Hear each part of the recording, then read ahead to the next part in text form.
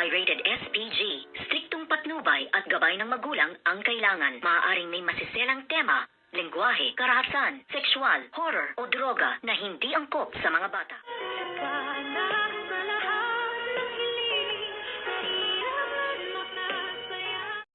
Good morning and welcome sa aking munting channel. Tuluyan na ngang nakipagsabuatan itong si Zoe dito nga sa kanyang dad Carlos at dinalaw niya nga ito sa mental hospital at tinanong niya nga kung ano ang kanyang mga susunod na plano at dito naman ay sinang-ayunan lahat ni Zoe kung ano ang mga plano ng kanyang dad Carlos at sinabi nga niya na siya lamang ang kanyang kakampi at tatay pa naman din daw siya kung kaya't nasabi nga ni Doc Carlos na kailangan niyang makatakas upang mapuntahan nga niya si Miss Lynette Santos at dito naman ay magkasabwat na rin ito ngang si Justin at itong si Zoe na meron nga silang pinaplano kay Doktora Annalyn Santos at kay Miss Giselle Tanyag. At sino naman kaya ang isa sa mga nag-invest ngayon dito nga sa Apex Medical Hospital?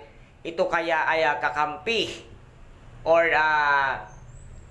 kaaway ng mga Tanyag dahil nga dinalaw ang puntod nito ngang si Moira ng isa sa mga bagong investor nga ng Apex Medical Hospital. Ito kaya ay isang magiging matinding kaaway or kalaban nga ni Miss Giselle Tanyag at ni Dr.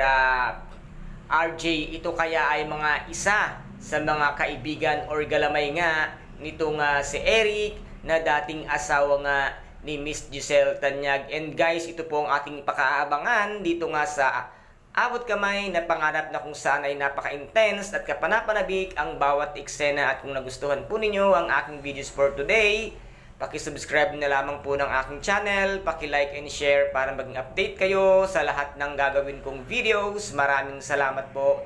Ingat, God bless and bye-bye!